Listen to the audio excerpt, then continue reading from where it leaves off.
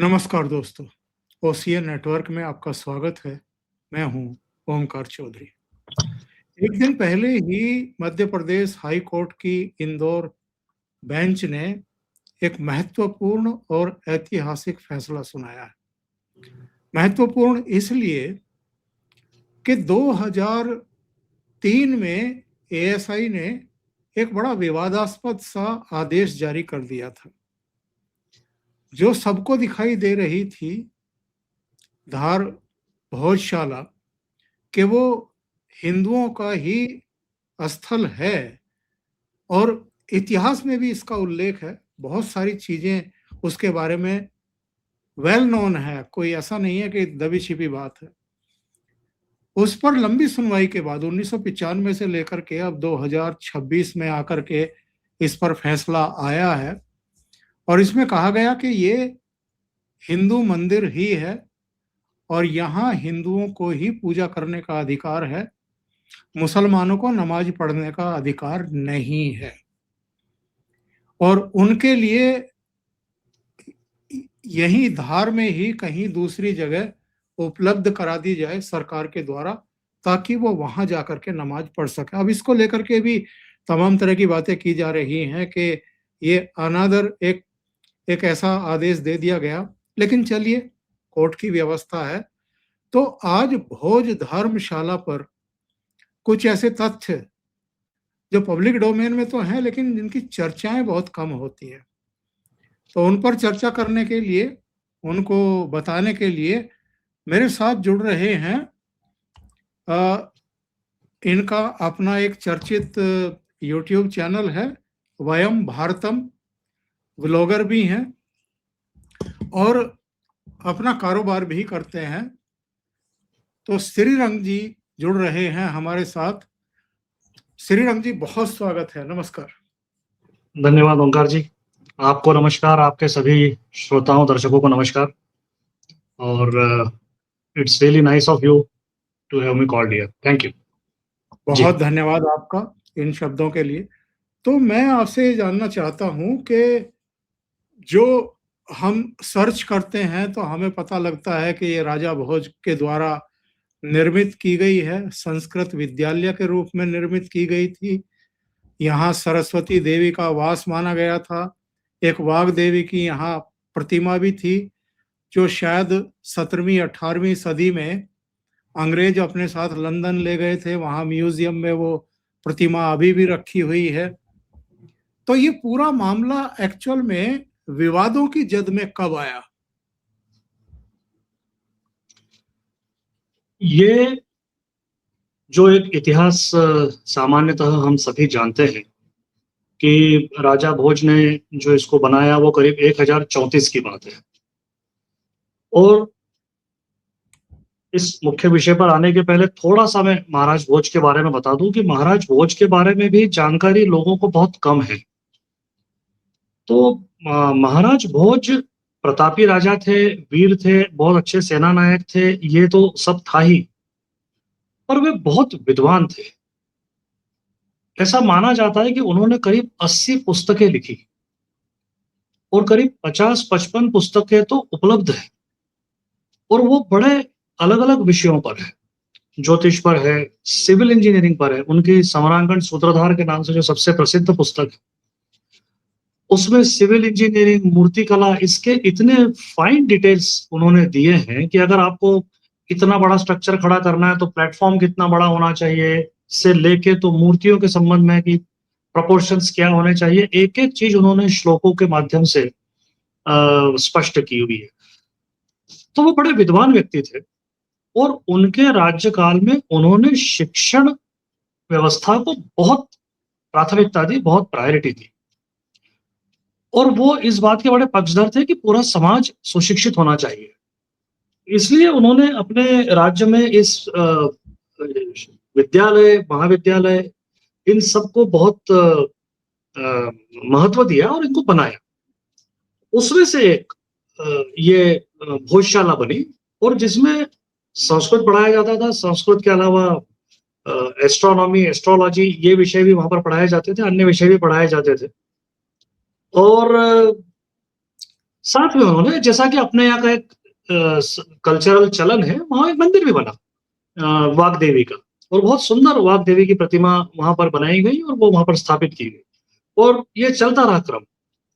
1304 में अलाउद्दीन खिलजी ने सबसे पहले मालवा को परास्त किया और इसको ध्वस्त कर दिया, और फिर आगे अगले 200-400 साल ये क्रम चलता रहा तोड़फोड़ का।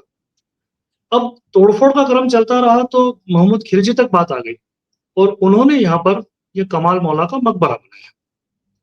तो मुद्दा ये है कि सारे पत्थर वहीं बिखरे हुए थे, उसी स्ट्रक्चर के जो पहले मंदिर था, भोजशाला थी। अलाउद्दीन खिलजी ने जब हमला किया तो बताते हैं कि 1200 छात्र और शिक्षक वहां पर थे जिन्हें मार डाला, क्योंकि उन्होंने धर्मांतरण नहीं किया। तो ये सारा होने के बाद में वहां पर वो पत्थर का मलबा सब वहीं पड़ा हुआ था, और उन्हीं पत्थरों से स्ट्रक्चर नए खड़े कर दिए गए। कोर्ट ने अपने डिसीजन में और उससे पहले एएसआई ने अपनी रिपोर्ट में इन सारी चीजों का वर्णन किया हुआ है। 1904 जब अंग्रेज आ गए, अंग्रेजों के समय पर फिर आर्कियोलॉजी डिपार्टमेंट आ गया, फिर 1904 में ये प्रेमाइसेस आर्कियोलॉजी डिपार्टमेंट के पास आ गया, और यहाँ कोई नमाज वगैरह उस समय नहीं पढ़ी जा रही थी।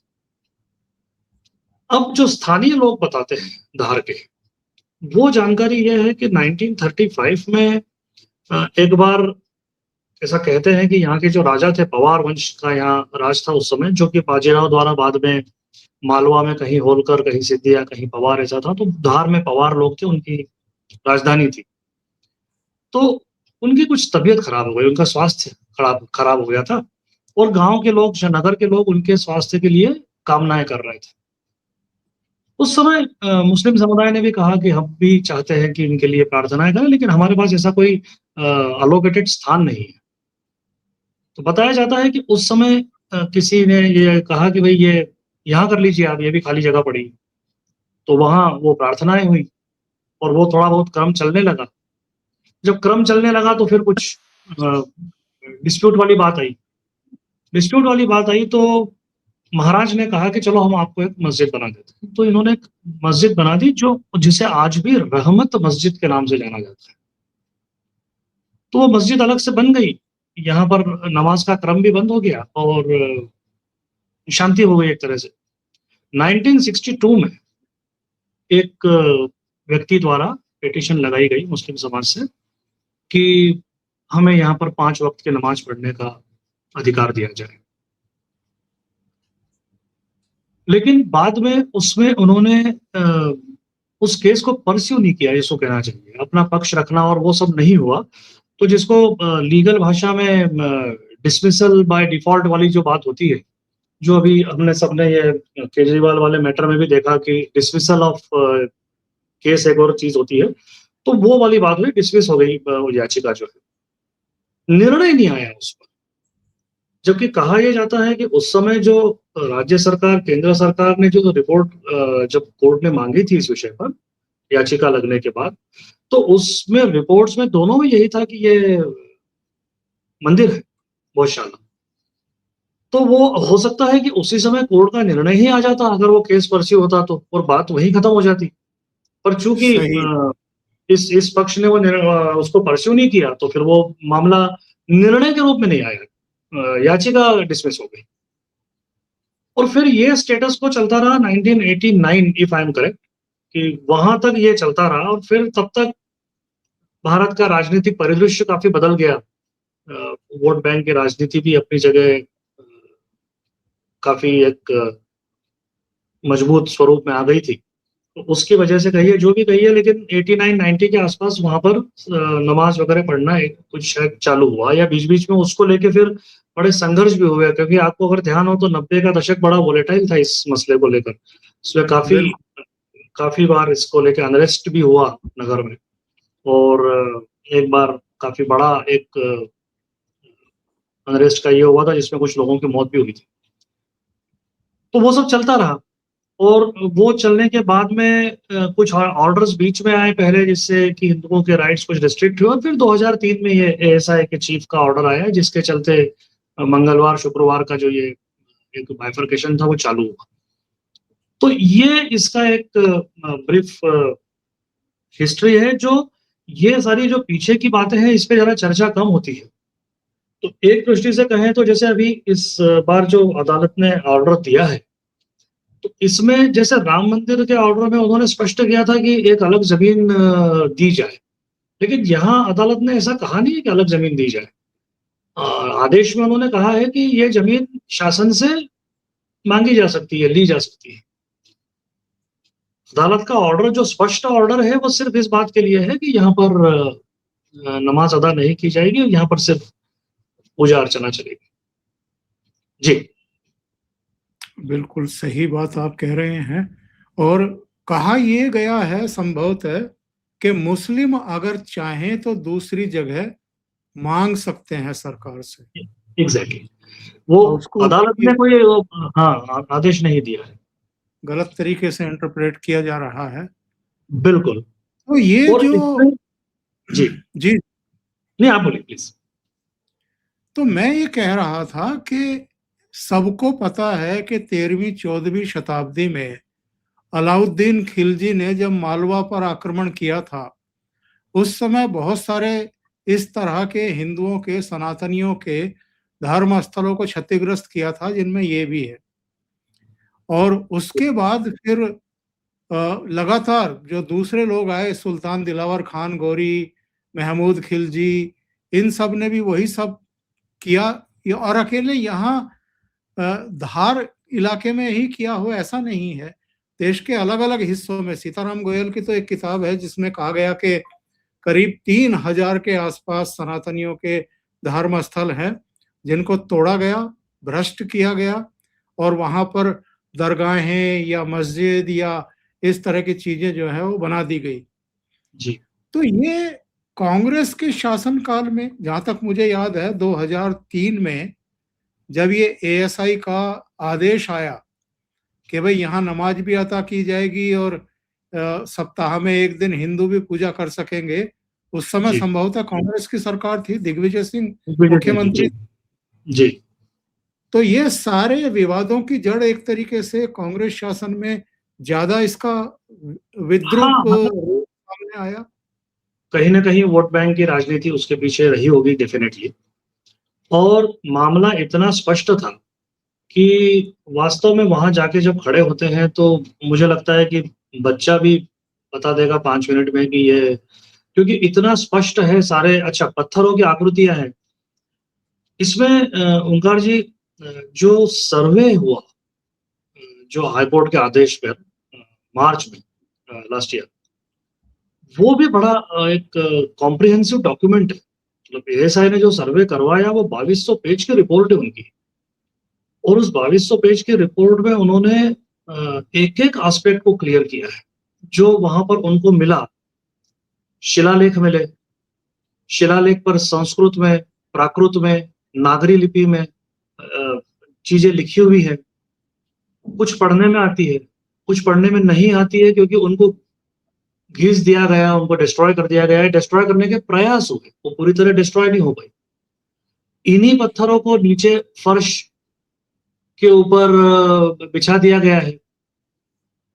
सिक्के मिले हैं, तो सिक्कों का उन्होंने पूरा डिटेल वर्णन किया है कि सिक्कों के हिसाब से क्या-क्या, किस-किस काल के हैं और वहाँ पर उस पर क्या ये हुआ है। प्रतीक चिन्ह जो हिंदू मंदिरों में कॉमनली मिलते हैं, त्रिशूल मिल रहा है, स्पष्ट दिखाई देता है, या कमल के फूल बने हुए हैं। देवी-देवताओं के छोटे-छोटे स्तंभ के ऊपर आकृतियाँ बनी हुई है। उनको भी ये करने का प्रयास किया गया है, नष्ट करने का प्रयास किया गया है।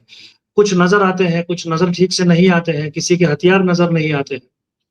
लेकिन इन सारे प्रयासों के बावजूद भी ये तो क्लियर ही है ना कि ये इस तरह की एक चीज़ यहाँ पर थी।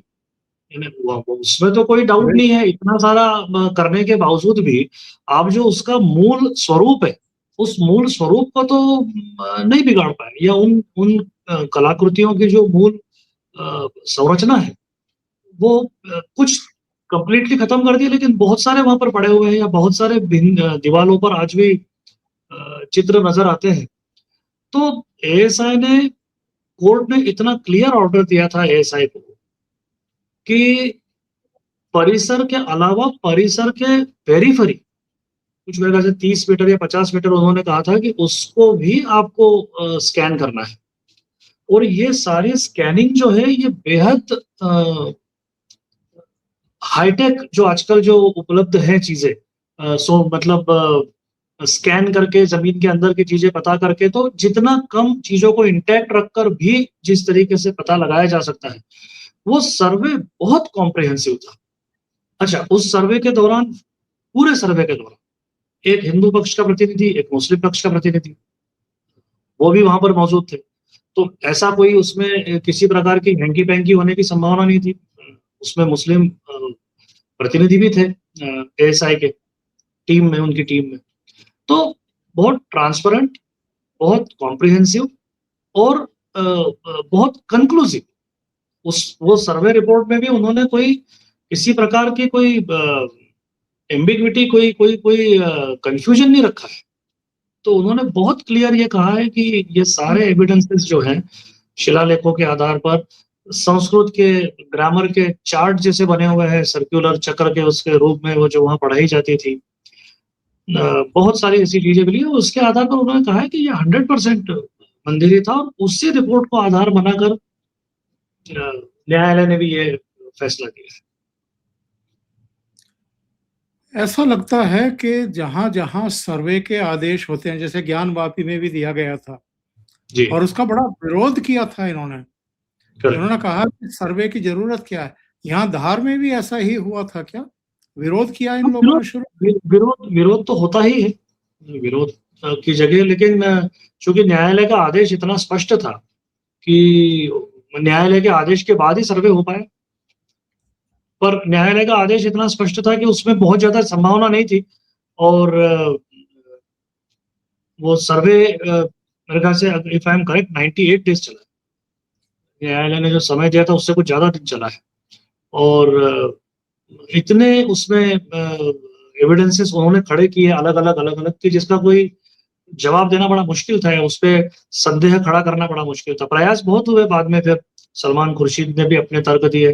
फिर सबसे बड़ा इनका तर्क वो जो एक्ट 1991 वाला है, प्लेसेस ऑफ वर्शिप हाँ, वर्शिप एक्ट। वर्शिप एक्ट, वो भी है। इस केस में एक इंटरेस्टिंग बात जो मुझे ऐसा लगता है कई बार लोग, आम आदमी समझ नहीं पाता है। इस पूरे मामले में अधिकार की बात नहीं चल रही है। दोनों ही पक्ष ये नहीं कह रहे हैं कि ये प्रॉपर्टी हमारी है। प्रॉपर्टी तो एएसआई की है, लेकिन हमको पूजा का अधिकार चाहिए या हमको नमाज़ पढ़ने का अधिकार चाहिए। मसला इस चीज़ को लेकर था। ये राम मंदिर जैसा टाइटल केस नहीं था। तो इसलिए बात सिर्फ ये है कि ये मंदिर है कि मस्जिद है। तो वो एस्टैब्लिश करने के लिए बहुत कंक्लूसिव रिपोर्ट आई थी और उसके बाद न्यायालय में स्वयं न्यायाधीश सुनवाई के बीच में धार आए और उन्होंने स्वयं भी वहाँ पर जाकर स्थिति का जायज़ा लिया। तो बड़ा कॉम्प्रिहेंसिव निर्णय है, सब कुछ सारा कुछ देखने के बाद में ऐसा कोई उसमें जगह नहीं है बहुत ज़्यादा। ठीक है, लीगल चैनल्स अवेलेबल हैं, सुप्रीम कोर्ट में जाना और वो सब अपनी जगह हो ही सकता है। मैं देख रहा था 2011 की जनगणना के अनुसार धार में जो मुस्लिम आबादी है वो 17% के आसपास, 2011 में 17% थी। जी, अब जी। बढ़ करके और थोड़ी बहुत ज्यादा हो गई होगी। लेकिन क्या धार में और मस्जिदें नहीं है जहां ये लोग नमाज पढ़ सकते? या नहीं, है ना। जो अतीत में आक्रांताओं ने किया है, मुगलों ने किया है, उसी पर जिदमारी करनी है कि नहीं हमें यहीं पढ़ना है नमाज? वही थोड़ा अनफॉर्चुनेट है कि आक्रांताओं के किए हुए जो भी कार्य हैं, तो उन्हें उसी निगाह से देखा जाना चाहिए कि ये विदेशियों के द्वारा किया हुआ है। ये कोई हमारे देश के लोगों ने किया हुआ कार्य नहीं है, व्हिच इज़ वेरी क्लियर। कोई कह भी नहीं रहा है कि यहाँ के लोगों ने इसको तोड़ा था या ध्वस्त किया था या कुछ किया था। विदेशी थे, उनको इस कल्चर से, इस संस्कृति से कोई लेना-देना था नहीं। उनकी एक अपनी कल्चर, उनका एक अपनी संस्कृति थी, वो उसको यहाँ पर इम्पोज करना चाह रहे थे, सभी जगह उन्होंने प्रयास की। तो should be seen that way. Unfortunately कुछ लोग करते हैं बात, ऐसा नहीं है कि उसमें कोई एक्सेप्शन नहीं है, लेकिन कुछ लोग उसको फिर भी प्रयास करते हैं कि वो उसी रूप में चलता रहे। दूसरे ये भी जानना चाहेंगे बहुत सारे दर्शक, आपने अभी बहुत महत्वपूर्ण जानकारी दी है कि राजा भोज बहुत विद्वान आदमी थे और उनकी बहुत सारी पुस्तकें हैं, अलग अलग विषयों पर पुस्तकें हैं। तो जी। उनका लिटरेचर उपलब्ध है तो कहाँ है? नंबर 2, क्या उसको पुनर्प्रकाशित करने का कोई प्रयास किसी संस्था के द्वारा या किसी के द्वारा किया गया? और उनके लिटरेचर को और उनसे जुड़ी हुई चीज़ों को संरक्षित करने के लिए क्या कोई म्यूज़ियम बनाया गया है या उस तरफ कोई विचार विमर्श चल रहा है संस्थाओं का या सरकार का? एक अकेडमी भोपाल में बनी है राजा भोज के नाम से, तो वो इस पे बहुत काम कर रही है। और लिटरेचर में कुछ किताबें तो फ्रीली अवेलेबल है, जिनके इंग्लिश ट्रांसलेशन वगैरह उपलब्ध है। और प्रयास किए जाने के लिए कुछ किताबों के साथ ऐसा है कि वो किताबें उपलब्ध नहीं है, लेकिन समकालीन साहित्य में उनका रेफरेंस मिलता है, और उस रेफरेंस में ये कहा गया है कि ये भी राजा भोज द्वारा लिखी गई है। तो उसके भी प्रयास चल रहे हैं, कहीं कोई संभावना बनती है तो उसको ये करने के। और राजा भोज की अब जब हम बात कर रहे हैं, तो जैसा मैंने कहा कि इतनी जिसको कहना चाहिए वर्सेटाइल पर्सनैलिटी थी उनकी, और इतने अलग-अलग उन्होंने काम किए, और इतना उनकी रेंज काम की बड़ी थी। मैं महाराष्ट्र में पन्हाला गया था, पन्हाड़गढ़, तो मालूम पड़ा कि वो किला सबसे पहले राजा भोज ने बनवाया था, Kolhapur. I was also surprised, तब तक मुझे वो पता नहीं था। दूसरा, राजा भोज ने एक बड़ा मुझे लगता है कि यूनिक काम किया भारत में। वो ये था कि भारत में नगर बसते हैं नदियों के किनारे, सामान्यतः हमारे यहाँ नदियाँ खूब है और नदियों के किनारे। मेरा ऐसा एक धारणा है कि नदियों के किनारे बसे हुए नगरों में 2 दिक्कतें आती है। ये बाढ़ की समस्या आती है, और सूखे के टाइम पर पानी, मतलब सूखे की समस्या आती है। राजा भोज ने नगर बसाए तालाबों के किनारे, और उस समय आज से 1000 साल पहले स्टॉप डैम बना के पानी रोककर, तो भोपाल, भोजपुर, मांडू, धार, ये सारे नगर, एक मंडीदीप बोल के जगह है भोपाल के पास में, ये सारे नगर ऐसी जगहों पर बसे हैं जहाँ कोई बड़ी नदी नहीं है।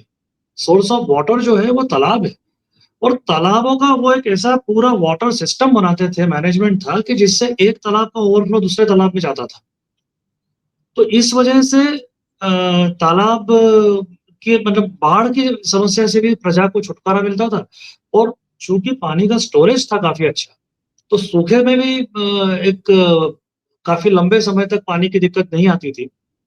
सिटी प्लान उनके इतने जबरदस्त थे, और जिसको उन्होंने अपनी किताबों में भी लिखा है कि सिटी का प्लान कैसे होना चाहिए, और उसके भी भोपाल के आसपास वो मिलते हैं। भोजपुर एक जगह है भोपाल के पास में, वहाँ एक बहुत बड़ा मंदिर है, जो मंदिर अधूरा रह गया, वो किसी वजह से पूरा नहीं हो पाया। वहाँ भारत का मेरे ख्याल से सबसे बड़ा शिवलिंग उस मंदिर के अंदर है, पर मंदिर पूरा, वहाँ मंदिर के बाहर के जो चट्टानें हैं, उन पर नक्शे बने हुए हैं, मैप, डायग्राम, उस कंस्ट्रक्शन के लिए। चूंकि वो कंस्ट्रक्शन पूरी नहीं हो पाई, इसलिए वो डायग्राम वगैरह वहीं रह गए। अन्यथा सारा जब काम कंप्लीट होता था, तो शायद इस तरह की चट्टानों को हटा दिया जाता था, या उसको जो भी करते होंगे। पर वहां पर वो देखने को मिलती है, जिसमें पत्थर में छेनी हथौड़ी से मंदिर का पूरा प्लान उकेरा हुआ है। तो बहुत एडवांस लेवल का आर्किटेक्चर उनके समय में था, उसको पढ़ने पढ़ाने की व्यवस्था थी, और मुझे लगता है कि बहुत कम नाम हुआ है उनका। उनके बारे में बहुत ज़्यादा जानकारी समाज में जानी चाहिए, राजा भोज के बारे में। जी। बहुत बहुत धन्यवाद आपका श्रीरंग साहब। आप पेंढरकर हैं, तो कोंकण इलाके से आते हैं और हाँ, हम जी जी सिंधुदुर्ग जिला हमारा जो ओरिजिनल गांव है, जी वो जी जिला जी। सिंधुदुर्ग है। जी जी। तो बहुत धन्यवाद आपका जुड़ने के लिए और बहुत बहुत बहुत महत्वपूर्ण धन्यवाद, जानकारी। आपने मौका दिया बात रखने का। धन्यवाद। Thank you so much. Thank you. नमस्कार।